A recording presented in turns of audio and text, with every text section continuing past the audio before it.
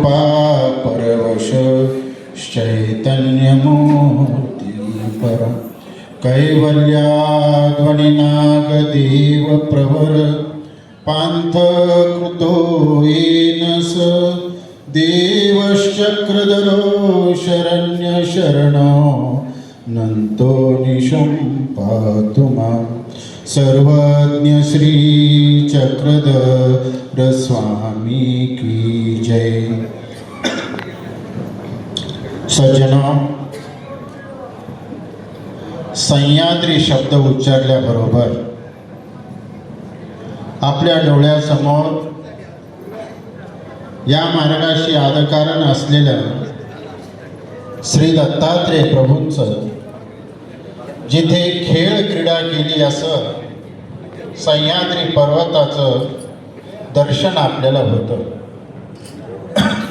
ज्या पर्वतावर श्री दत्तात्रेय प्रभूंनी यदुराजाला ज्ञान दिलं, नव्हे तर गोरक्षाचा गर्वहरण केला, नव्हे तर दैवल ऋषीचा गर्वहरण केला, सहस्र अर्जुनाला वरदान दिलं, अशा प्रकारचं असलेला तो सह्याद्री पर्वत। आणि सह्याद्री पर्वत ज्या जिल्ह्याला वैभव म्हणून लाभलेला आहे, नव्हे तर पौराणिक तथा धार्मिक पार्श्वभूमी ज्या जिल्ह्याला लाभलेली आहे, नव्हे तर सर्वज्ञ श्रीचक्र स्वामींच्या श्रीचरणाने विशेष प्रकारे चरणांकित झालेला असा हा जिल्हा म्हणजे नाशिक जिल्हा।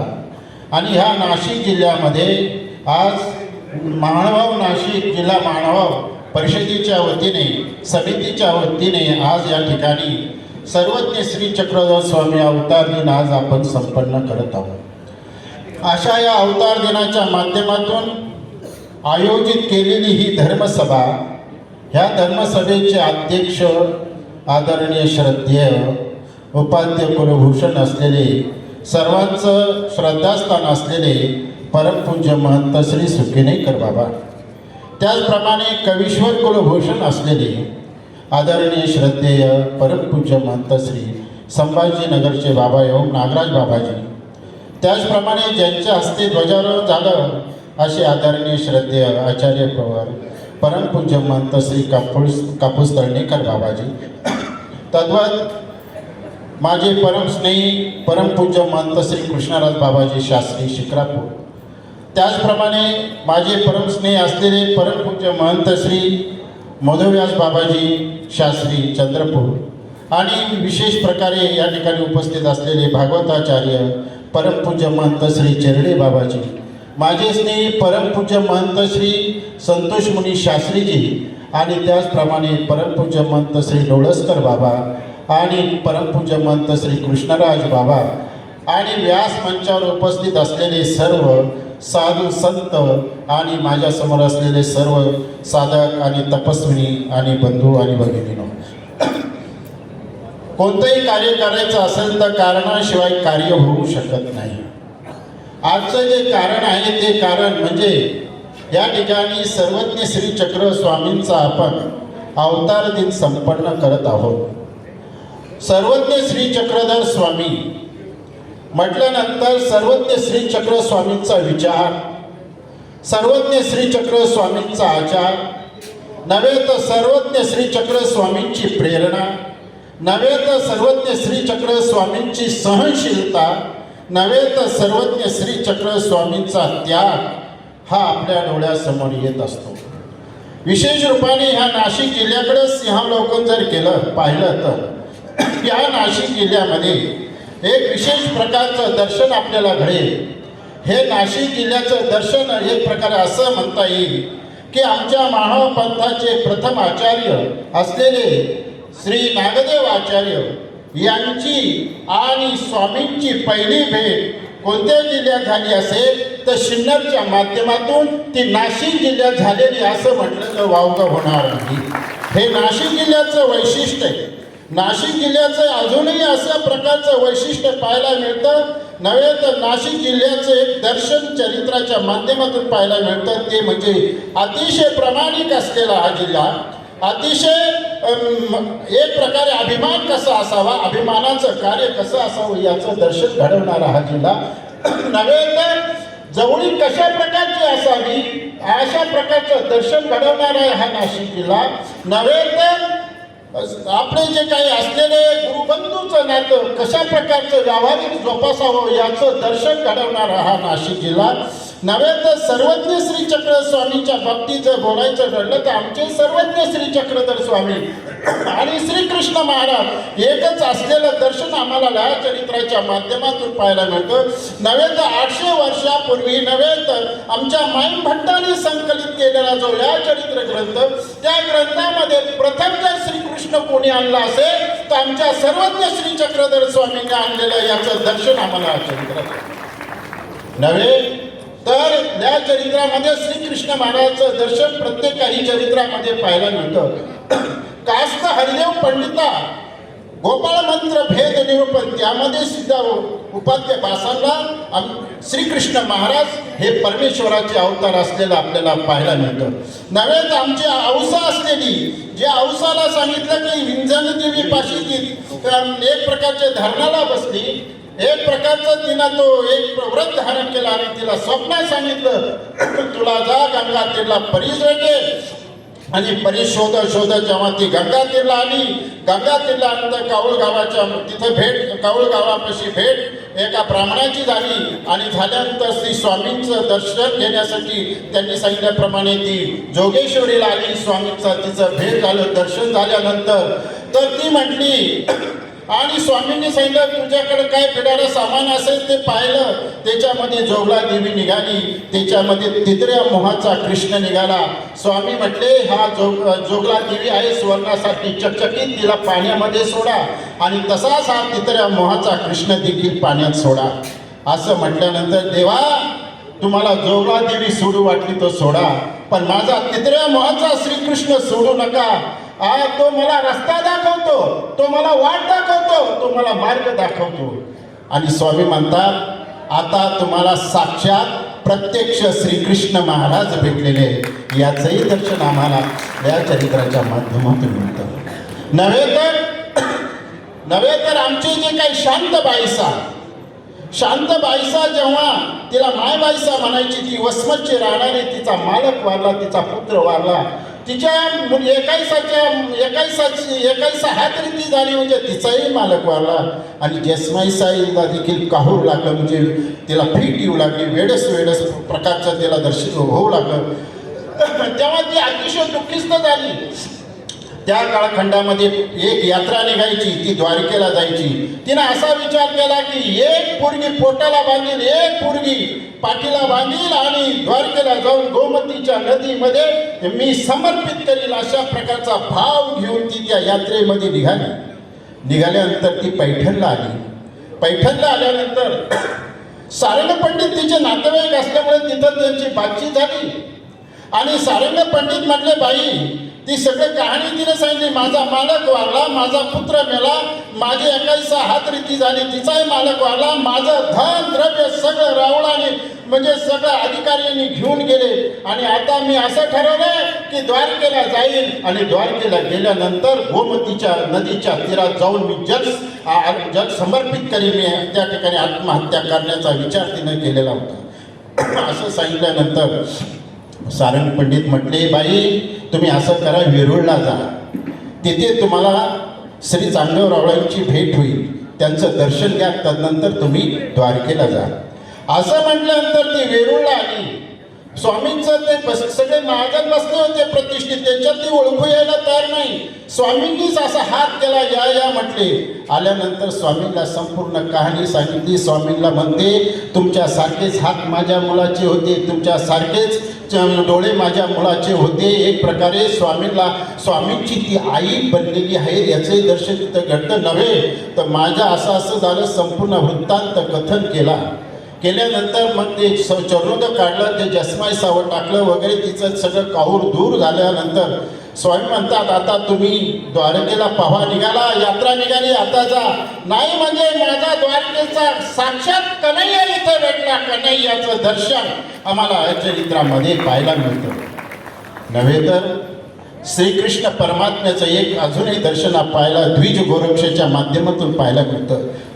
जेव्हा आमचे सर्वज्ञ श्रीचक्र स्वामी एका ब्राह्मणाच्या घरी नांदेड परिसरामध्ये असताना गेले असताना स्वामींनी भिक्षा सवाल केलेला आहे आणि भिक्षा सवाल केल्यानंतर तो ब्राह्मण बाहेर आला आणि पाहिल्यानंतर स्वामींची देहबोली पाहिली, देहयष्टी पाहिल्यानंतर तो म्हणतो, तुम्ही एवढे आडवे रुंद दिसता, चांगले मजबूत दिसता, तुम्हाला मग एखादं काम करायला काय होतं? तेव्हा स्वामी म्हणतात, आम्ही काम करायला तयार आहे, पण आम्हाला देणारं कोणी नाही. म्हणजे आमच्याकडे काम आहे, आमचा एक गुराखी गेलेला आहे आणि त्याप्रमाणे गुराख्याचा वेश त्या ब्राह्मणाने त्यांना दिला आणि म्हणजे आरोग्यासाठी ते वाद देऊ. पण एक सांगतो की तुम्ही ज्या वेळेला आमची गुरं घेऊन जासाल तर कोणाच्या बांधावाचावरून अनंत ब्रह्मांडनाथ परमेश्वर त्यांना काही सांगायची गरज आहे का? पण जीव अज्ञान असतात, कोणाच्या शेतात चालू नका, कोणाच्या बांधाला चालू नका, व्यवस्थित जे माळरान असेल तिथे चारा, असं म्हटल्यानंतर आमचे सर्व तीस. पण त्यांनी सांगितलं स्वामींनी, आम्ही गुरं सोडू पण गुरं बांधणार नाही. काय? आम्ही आणून सोडू पण तो होणार नाही, असं शर्त घातली. शर्त घातल्यानंतर मग स्वामी सगळी गुरं घेऊन गेले आणि एका पर्वतावर, एका आपल्या खडकावर बसले. गाया संपूर्ण त्या ठिकाणी बसलेल्या आहेत. स्वामींचा वेग त्या गायांना झालेला आहे आणि असं काही दिवस गेल्यानंतर दूध सुद्धा चांगलं निघू लागलं. दुधातला स्वाद असा आला की तिथल्या गल्लीमधले सगळे दुसरे वर्ग म्हणजे दुसऱ्या ठिकाणी जे दूध घेत होते ते सोडून दिलं, ह्या ब्राह्मणाच्या घरी दूध घ्यायला सुरुवात केली. अशा प्रकारे दूध आणि दूध असं निघायचं की हाताला देखील वाम यायचे, पण दूध संपत नव्हतं. आणि एकाने येऊन सांगितलं, असा कोणता गुराखी तुम्ही ठेवला? असं म्हटल्यानंतर म्हणजे काय झालं? म्हणले गुरं घेऊन जातो, उन्हात खडकावर बसतात, गुरं समोर बसतात, कुठं पाणी पाजत नाही, कुठं रानात घेऊन जात नाही. असं म्हटल्यानंतर तो ब्राह्मण एक दिवस तो पाण्यासाठी गेला. पाहिलं तर खरंच ते दृश्य पाहिलं आणि पाहिल्यानंतर घरी येऊन म्हणतो की आपल्या पत्नीला सांगतो, आपण पापिनी काय साक्षात द्वापारचा श्रीकृष्ण आपलं गुरं सांभाळतोय आणि आता त्या आल्यानंतर तू एक पाय धर, मी एक पाय धरील. असं म्हटल्यानंतर ते गुरं घेऊन येण्याची वाट पाहू लागले सर्वज्ञ श्री चक्र स्वामी आणि बाहेरच्या बाहेर ती गुरं पाठवून दिले आणि तसेच आपल्या पुढच्या प्रवासाला लागले. ह्या लेळेच्या माध्यमातून आम्हाला, द्विज गोरक्षेच्या माध्यमातून आम्हाला कळतं आमचे सर्वज्ञ श्री चक्र स्वामी तेच कृष्ण महाराज आहे, याचंही दर्शन आम्हाला ह्या माध्यमातून पाहायला मिळतं. नव्हे तर श्रीकृष्ण महाराज आणि सर्वज्ञ श्रीचक्र स्वामींचं अजून एक प्रकारचं असं दर्शन मिळतं की ज्या वेळेला स्वामी मेहकरला आहेत आणि मेहकरला असताना की असाच श्रावण महिन्याचा समय आलेला आहे, गोकुळ अष्टमीचा एक दिवस आलेला आहे आणि गणोबाया त्यांची लवड सवड चालू झालेली आहे. माती वगैरे आणलेली आहे आणि मातीचा चिखल केलेला आहे आणि चिखल करत असताना गोकुळ बनवायला सुरुवात केलेली आहे. आमचे स्वामी त्या ठिकाणी गेल्यानंतर म्हणले, गणोबा काय करता? ते म्हणजे जी माहिती नाही, आज गोकुळ अष्टमी म्हणजे मातीचं आम्ही गोकुळ बनवतो, मातीचा श्रीकृष्ण, मातीची नंद यशोदा. आमचे सर्वज्ञ श्रीचक्र स्वामी म्हणतात, बाई नंद यशोदा ते काही मातीची, गोकुळ काय ते मातीचे, ते साचकरी माणसे की. स्वामींनी सांगितले की ज्या वेळेला जन्म होतो, अवतार होतो, त्यावेळेला तुम्ही आम्ही लहान होऊ आणि तुम्ही एक यशोदा बना. अशा प्रकारचं सांगितल्यानंतर समयानुसार त्या समयाला 12 वाजेच्या समयानुसार स्वामी आमचे काय झाले, बालक झाले आणि जे काय गणोबाई आहे त्यांनी एक प्रकारे एक मातृत्वाचं रूप धारण केलं. त्यांच्या मांडीवर ते आमचे स्वामी श्रीकृष्ण रूपाने झाले. म्हणून महाराष्ट्रामध्ये द्वापार युगामध्ये श्रीकृष्ण महाराजांचा जन्म अवतार झाला. हे जरी सत्य असलं पण मेहकरला पुनश्च एकदा श्रीकृष्ण महाराज चक्रधर स्वामींच्या रूपाने, सर्वज्ञ श्रीचक्र स्वामींच्या रूपाने कृष्ण महाराजाचा पुन्हा एकदा अवतार मेहकरला झालेला हे आपल्याला पाहायला मिळतं.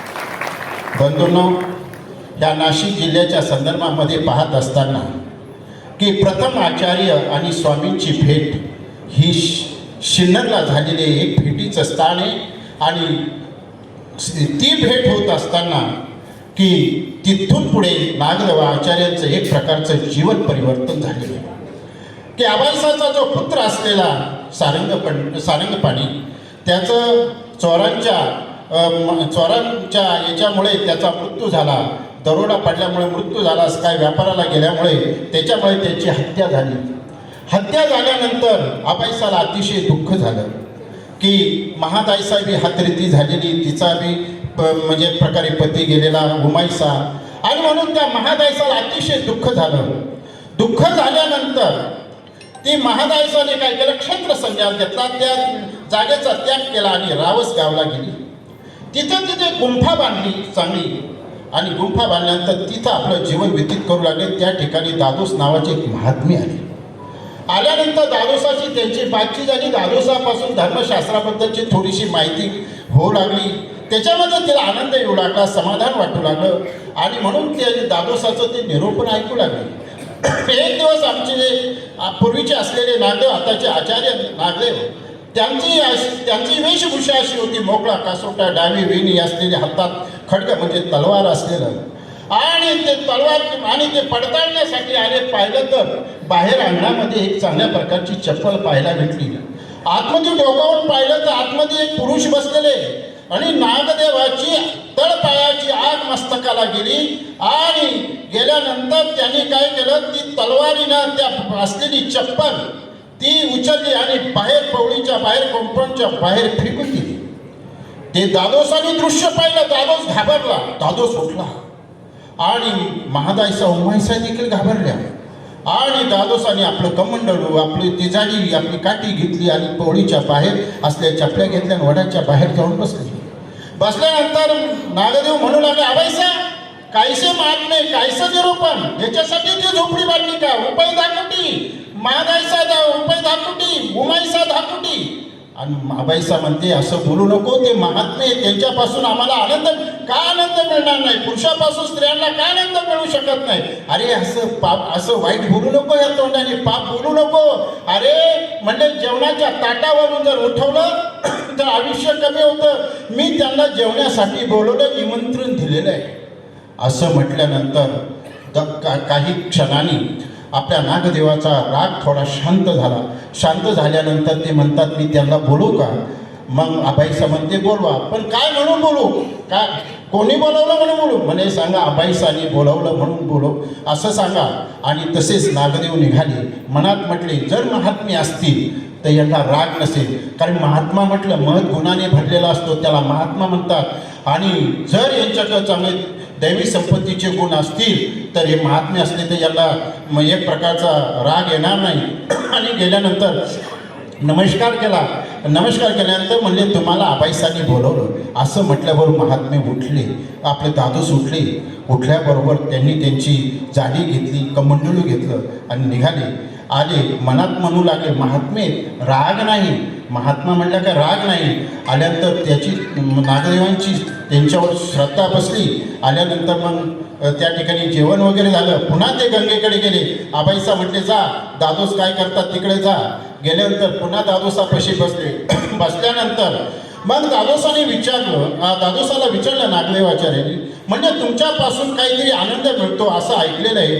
तर दादोस म्हटलं, हो मिळतो, आमच्यापासून मिळतो, पण आमचे जे गुरु आहेत श्री चांगदेव राऊळ, जे शिन्नरला आहेत, त्यांच्यापासून आनंद मिळतो हेही असं म्हटल्यानंतर नागदेवाचार्यांना स्थिती झाली. आणि नंतर स्थिती भंगल्यानंतर थोडी कमी झाल्यानंतर पुन्हा आले. पुन्हा आल्यानंतर नंतर मग बातचीत झाली. तुमचे गुरु म्हणले कुठे आहेत? म्हणले शिन्नरला. बरं म्हणले, ठीक आहे, आता आम्ही आमच्या गुरुच्या दर्शनाला जाणार आहे. असं म्हटल्यानंतर मग आम्हाला घेऊन जासाल? हो. मग ते पुन्हा आले. आल्यानंतर मग आबाईसाला सांगितलं. आबाईसाची त्यांची बातचीत झाली. बातचीत झाल्यानंतर आता म्हणले, दादोस आपले त्यांच्या गुरुला भेटायला नाही, परवा करणे. असं म्हटल्यानंतर मग महादाईसा उमाईसा म्हटले, आचार्य नागदेव येत असेल तर पहा. मग नागदेवांना विचारलं, येणार? म्हणजे सगळे तयार झाले. मग आबाईसा, दादोस आणि उमाईसा, येलंभट्ट असे सगळे, उमाईसा हे सगळे स्वामींच्या दर्शनाला आले. आणि दर्शन आल्यानंतर शिन्नरला आल्यानंतर दादोस आणि आपले नागदेव हे बाजारामध्ये काही पूजेचं सामान आणायला गेल्यानंतर दादोसांनी नागदेवांना सांगितलं, स्वामी आमची गुरु आहेत आणि त्यांनी काही प्रसाद दिला तर तुम्ही घेऊ नका, तुम्हाला माहिती नाही कुठले काय. असं सांगितल्यानंतर ठीक आहे. आणि नंतर आल्यानंतर त्या ठिकाणी मग हे बाजारला गेले. उमाईसा आणि आपले असलेले महादाईसा हे म्हणले आपल्या दादोसाचे गुरु कसे तरी पाहायला जाऊ. लोकांना आकर्षण असतं, गुरु आले म्हणजे कोणाचे कसे दिसतात, त्यांचं रूप कसं, त्यांचं राहणं कसं, त्यांचं उठणं कसं, त्यांचं बसणं कसं, आणि पाहण्यासाठी गेले. दुरून पाहिलं तर स्वामी म्हणतात या या या या. आल्यानंतर म्हणे कुठून आले, म्हणजे आम्ही रामसगाववरून आलो. कुठे जाणार, त्र्यंबकेश्वरला जाणार. असं म्हटल्यानंतर म्हणले रामसगावला आमचे महादेव पाठक नावाचे ब्राह्मण आहेत, ते कसे काय ठीक आहे का, बरे आहेत का. असं म्हटल्यानंतर ते दर्शन झालं, गेले.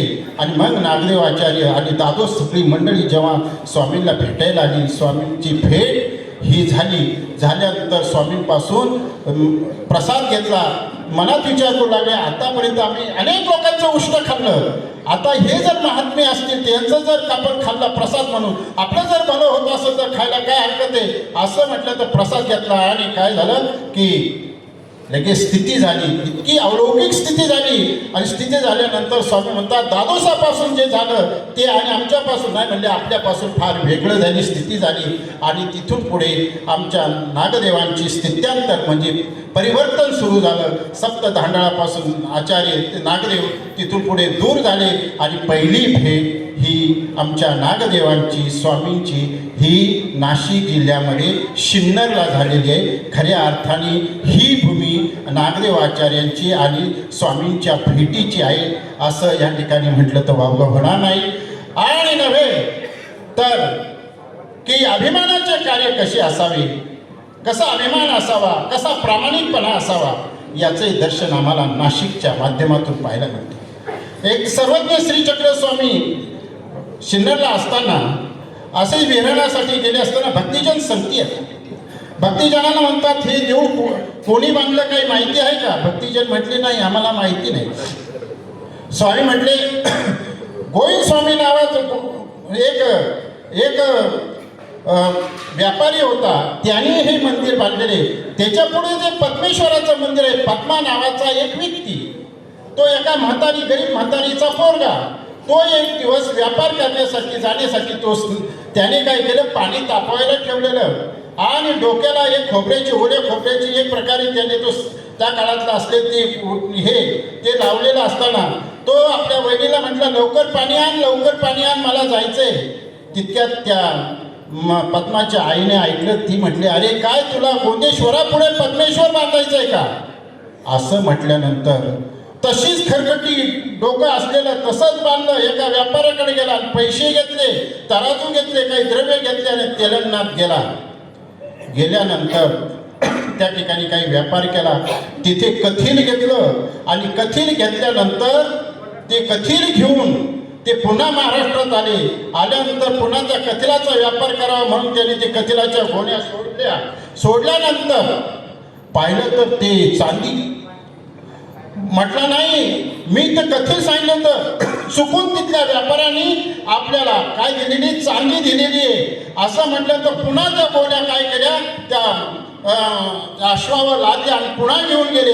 ते म्हटले व्यापाऱ्यांनी सांगितलं आम्ही तुम्हाला कथील मागितलं पण तुम्ही चांदी दिली. ते व्यापारी म्हटले नाही आम्ही कथीलच दिलं पण ती चांदी झाली ते काय तुमचं भाग्य असेल. नाही म्हटले हे तुमचं चांदी घ्या, माझं कथील द्या. ते म्हटले आता जर आम्ही कथील म्हणून घेतलं, चांदी म्हणून घेतले, पुन्हा जर कथील झालं तर. ही प्रामाणिक प्रमाणाचं दर्शन हे आम्हाला ह्या वेळेच्या माध्यमातून नाशिककर म्हणजे प्रामाणिक लोक असलेले पाहायला मिळतात. ह्या वेळेच्या माध्यमातून नाशिककरांचं हे दर्शन घडतं. नव्हे तर ते आल्यानंतर पुन्हा ते चांदी घेऊन आल्यानंतर त्या ठिकाणी ते छान एक मंदिर बांधलं. मंदिर बांधल्यानंतर आणि आईला म्हटलं घाल मला आता स्नान, आता मी गोदेश्वरापुढे पद्मेश्वर बांधून आलेलो आहे. स्वामी म्हणतात बाई अभिमान असावा तर असा असावा. ह्या अशा प्रकारचं दर्शन आम्हाला ह्या नाशिकच्या माध्यमातून नाशिकचे लोक परमार्थिक कार्य करण्याच्या बाबतीत फार मोठं यांचं नाव आहे. हा मी पत्रिकेमध्ये 57वा हा अवतार दिन संपन्न करत आहेत. 57 म्हटल्यानंतर ही पाठीमागेच थोडं सिंहावलोकन केलं तर लक्षात येईल की हा निदान 69 सालामध्ये हा अवतार दिन सुरू झाला. त्या काळातली स्थिती, पोस्टरवर असलेला बॅनर, पाठीमागे जे काही पोस्टर आहे त्याच्यावर असलेला फोटो, अच्युत कोत्राचार्य मोठे बाबा, आमचे नागराज बाबा, त्या कालखंडामध्ये पंथाचा प्रचार अतिशय धडाडीने करणारे, प्रत्येकाला त्यांच्या कार्यातून प्रेरणा मिळणारे असं ते फार आदर्श मोठं व्यक्तिमत्व असलेले, कैवल्यवासी असलेले अच्युत कोत्राचार्य मोठे बाबा. ह्या फोटो आम्हाला एक प्रकारची प्रेरणा देतो, एक प्रकारचा उत्साह देतो. आणि असे 69 सालामध्ये ह्या अवतार दिन सुरू झाला. साधी गोष्ट आहे, त्या काळातले काही एखादे व्यक्तिमत्व ह्या ठिकाणी असतील, तो काळखंड, त्या काळखंडामध्ये कोणत्या ठिकाणी तो अवतार दिन पहिला आरंभ झाला, त्यावेळची परिस्थिती, त्यावेळची लोक, त्यावेळचा समाज, त्यावेळेला प्रेरणा देणारे, त्यावेळेला ते त्या काळातले स्थिती कशी असेल, परिस्थिती कशी असेल, त्यावेळेला लावलेलं बीज आज थोर मोठ्या आचार्य गणांच्या माध्यमातून, थोर मोठ्या वासनिकांच्या माध्यमातून, तपस्विनीच्या माध्यमातून, नव्हे तर वास्तविक महिलांच्या माध्यमातून आज त्याचा हा वटवृक्ष, एवढे साधू संत आपल्या दर्शनाला मिळत आहे. हे अवतार दिनाचं काय. उत्साह बलम आर्य नास्तुक उत्साह सम बलम. उत्साहासारखं बल कुठले नाहीये. एखादा मोठा पैलवान आहे, 100-200 जो बैठका काढतो, पण आखाड्यात गेल्यानंतर मात्र नको नको म्हणतो.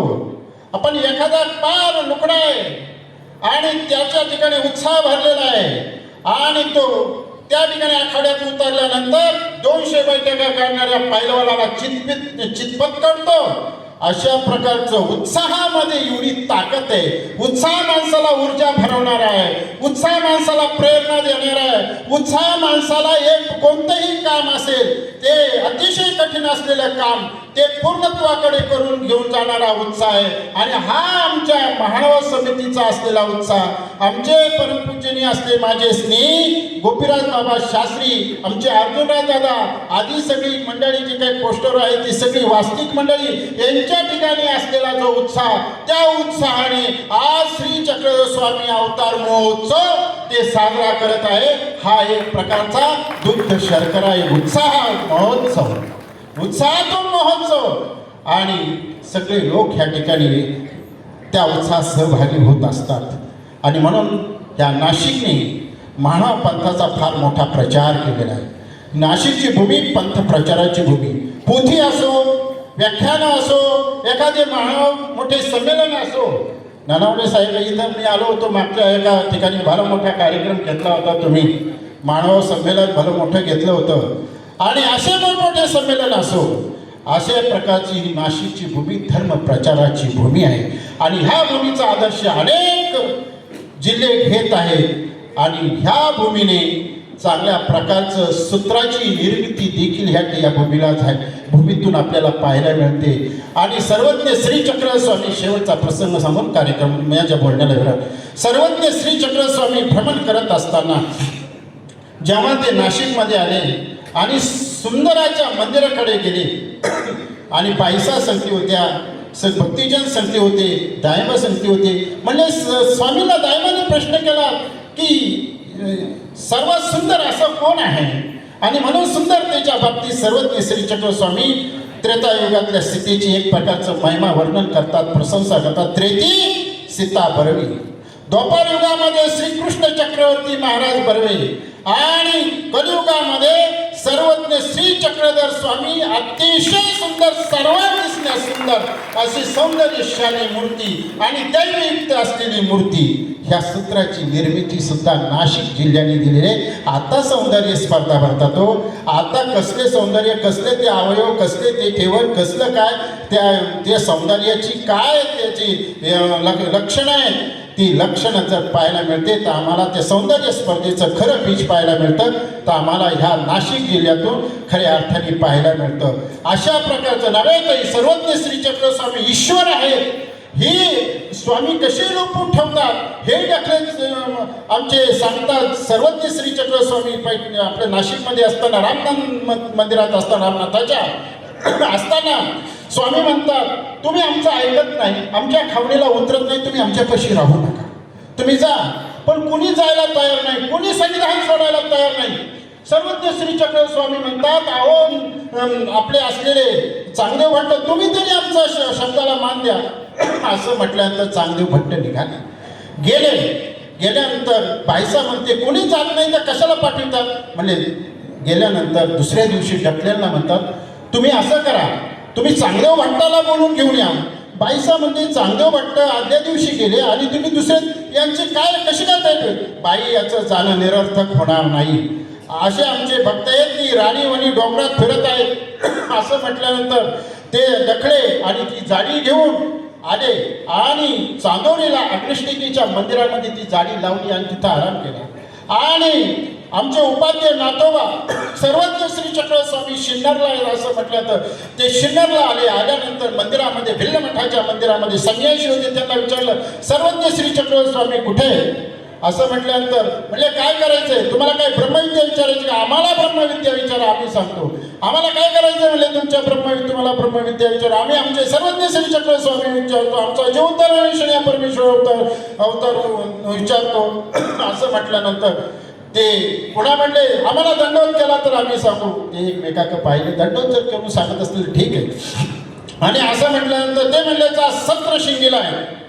अरे, असं म्हटल्यानंतर डोंगरात येते. मग आता काय करू, आपण चांदोरीला जाऊ, तिथे आपले काही वस्तू आहेत, आपले कपडे तिथे ठेवू, असे मळके बिळके घालून जिथे स्वामी असतील तिथे शोधू आणि तिथंच आपण त्यांचं जरोदर ठेवू. असं म्हटल्यानंतर असं म्हटल्यानंतर ते नाथोबा आणि आपले उपाध्याय जसं चांदोरीला आले, ती जाडी पाहिली. जाडी पाहिल्यानंतर म्हटले, अरे स्वामी तर इथे. असं म्हटल्यानंतर तिथं आले आणि डकल्यांची त्यांची भेट झाली. डकले म्हणतात, आमचे सर्वज्ञ श्री चक्र स्वामी कसे आपले ईश्वरत्व लपून ठेवतात. खऱ्या अर्थाने सर्वज्ञ श्री चक्र स्वामी हे परमेश्वराचे अवतार. आज आपण हा अवतार दिन संपन्न येथीची कथा वार्ता की जेती नवे सर्वज्ञ श्री चक्र स्वामींनी 800 वर्षापूर्वी महिलांना शिक्षणाचा संन्यास घेण्याचा अधिकार 800 वर्षापूर्वी सर्वज्ञ श्री चक्र स्वामींनी महिलांना दिलेला आहे. हे वैशिष्ट्य. कोणी म्हणतात समानता वगैरे नाही. महिलांच्या ठिकाणी असलेलं आत्मबल कमी झालं होतं. त्या आत्मबलाला प्रज्वलित करायचं काम सर्वज्ञ श्री चक्र स्वामींनी केलं. खऱ्या अर्थाने तो दीप आमच्या सर्वज्ञ श्री चक्र स्वामींनी सर्व प्राणी मात्राच्या ठिकाणी लावला. सर्वज्ञ श्री चक्र स्वामी म्हणजे आम्हाला सांगतात महाराष्ट्रीय असावे. आम्हाला संकेत दिलाय महाराष्ट्रीय असावे, महाराष्ट्रात राहावं. आमचे भाष्यकार म्हणतात महाराष्ट्रीय असताची योग्यता. महाराष्ट्रीय असताची योग्यता नव्हे तर एक वाक्य अनुष्ठिले. महंत राष्ट्र म्हणून महाराष्ट्र, राष्ट्र म्हणजे देश.